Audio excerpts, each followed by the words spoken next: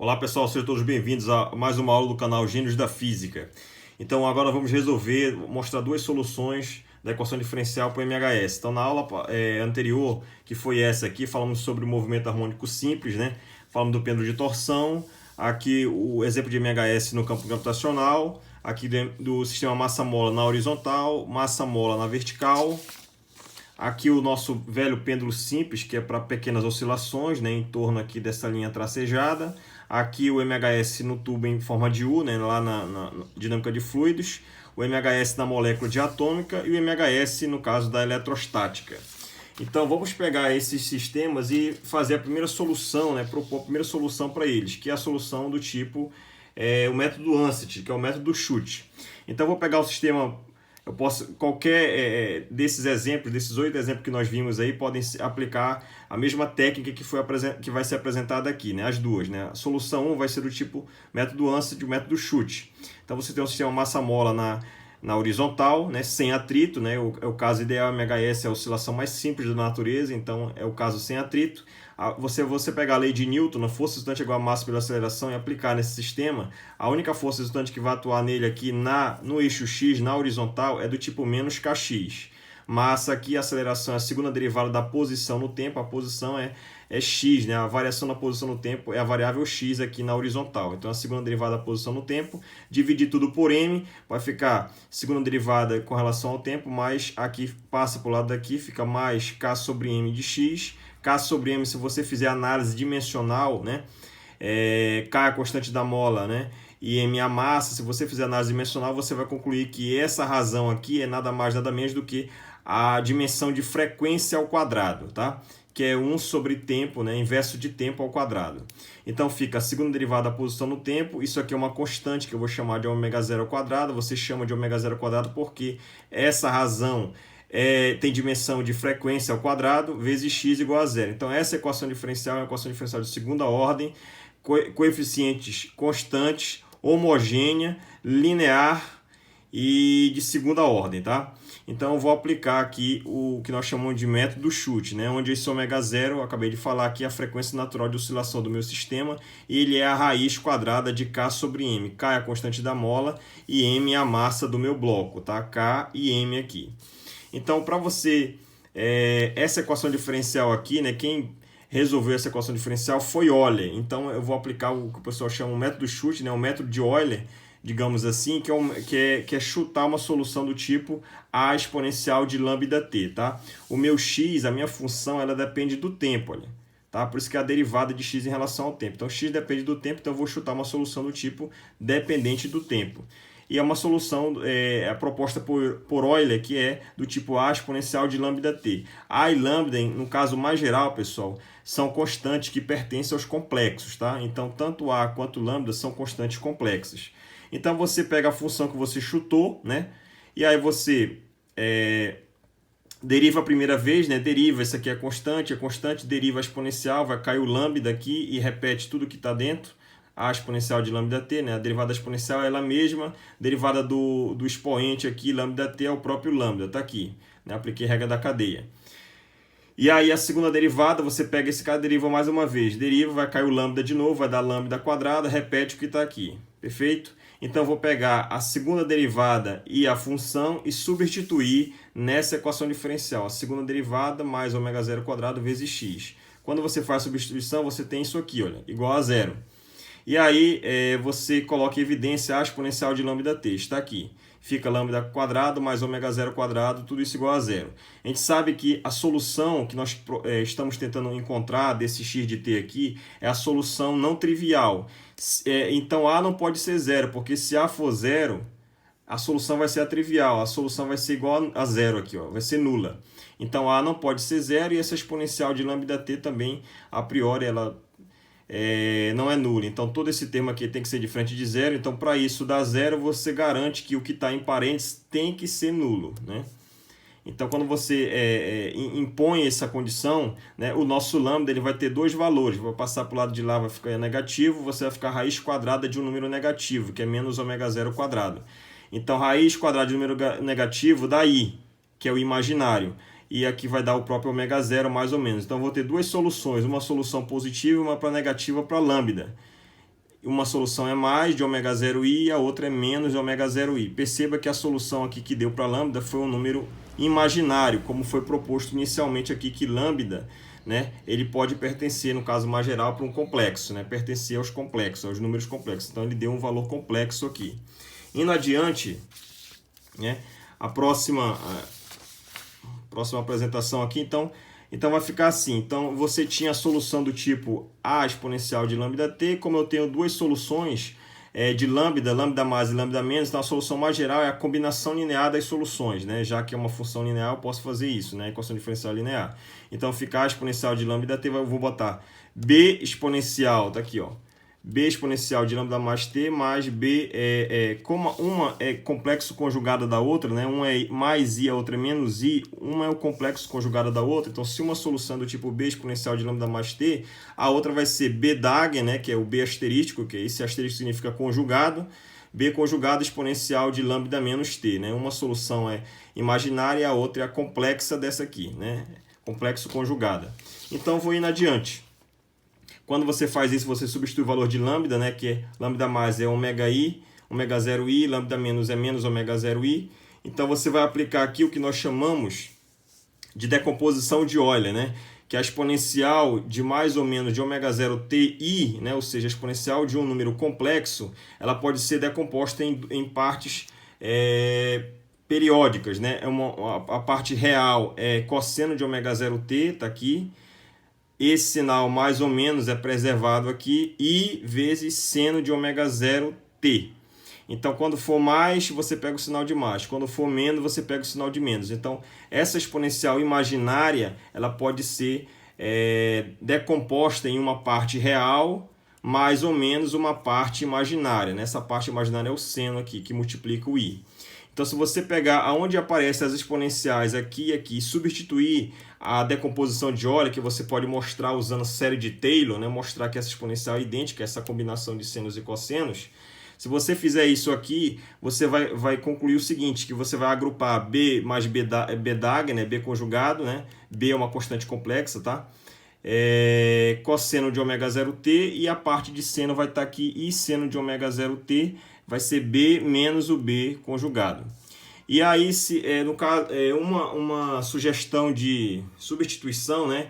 Se eu tenho um número complexo, então eu posso decompor ele numa parte real e uma parte imaginária, né? A e B são constantes reais agora, tá? Antes, né, B e B dag são constantes complexas, como havia falado no início, né? Então aqui, olha, essa constante que multiplica a exponencial, ela é uma constante que, em caso mais geral, ela pertence aos complexos. Assim como o nosso B aqui, olha, B é complexo. Mas a partir do momento que você escreve B como sendo uma decomposição de parte real e parte imaginária, esse A e B que aparece aqui em minúsculo são constantes reais. Então você vai propor o B do tipo parte real mais parte complexa, e o B conjugado é a mesma coisa, só trocar o sinal de mais por menos na parte imaginária. Você vai pegar essas duas definições de B e B conjugado e substituir aqui e aqui. Quando você faz isso nessa solução de x de t, você vai obter 2 vezes A, né, que agora é complexo, 2 é um número, A é uma constante real, cosseno de ômega 0t, menos, aqui vai dar menos 2b seno de ômega 0t. Então, 2a e menos 2b são constantes agora reais, que eu vou chamar essa constante de C e essa constante toda de D, e repetir o que está aqui. Agora, C e D, lembrando que eles pertencem aos reais. Então, perceba que nós tínhamos uma solução, no primeiro momento, complexa, e aí, no desenrolar dessa técnica, desse método, você encontra soluções com constantes agora que pertencem aos reais, tá? E seno e cosseno também são funções reais. Então, como é que você encontra a constante C e D? Aplicando o que nós chamamos de condições iniciais, tá? Então, a solução é essa aqui, é a mesma de agora. Então, as condições iniciais são aquelas condições que você aplica para um instante t igual a zero e vai encontrar exatamente as duas constantes. Então, se você tem uma equação de segunda ordem, que é o nosso caso, né? segunda derivada da posição no tempo mais ômega zero ao quadrado vezes x igual a zero. Então é uma equação diferencial de segunda ordem, então você tem que ter duas condições de contorno, duas condições iniciais, perdão, para você determinar os valores dessas duas constantes. Se você tivesse uma equação diferencial de primeira ordem, você precisaria somente de uma condição inicial para encontrar a constante. Se você tem uma equação diferencial de terceira ordem, você precisaria de 3 condições iniciais e assim por diante, tá? Então, a ordem da equação diferencial vai me dizer quantas condições iniciais eu preciso para determinar as constantes que vão aparecer no problema. Então, para eu determinar C e D, que são constantes, eu aplico essas duas condições iniciais e encontro quem é C e quem é D. Então, quando a posição em t igual a zero, você assume o seguinte: em t igual a zero, a posição é x0. Quando você aplica isso aqui, olha, t igual a zero, t igual a zero, t igual a zero, seno de zero é zero, cosseno de zero é 1, fica só c, c igual a x de t igual a zero, que eu estou chamando de posição inicial, x0. Então, o nosso c vai ser exatamente x0, aí você pega essa solução e deriva. Quando você derivar, você vai ter aqui, derivada do cosseno vai dar menos seno de ômega 0t vezes ômega 0, aqui vai ser cosseno de ômega 0 vezes cosseno de ômega 0 vezes ômega 0. Então, quando o t for 0, esse cara aqui vai dar 1, vai sobrar ômega 0. Esse cidadão aqui é o x ponto de t igual a 0, é V0, que está aqui, ó. Então, o meu D ele vai ser uma solução do tipo V0 sobre ômega 0, que brotou aqui quando você derivou esse seno, tá? Então, C e D, então C depende da posição inicial e D depende da velocidade inicial sobre a frequência natural de oscilação, que é do tipo K sobre M, tá? Então, você pode substituir tanto aqui quanto aqui esses valores de C e D e vai concluir, portanto, que o x de t vai ser esse, ó, x0 cosseno de ômega 0t mais v0 sobre ômega 0 seno de ômega 0t.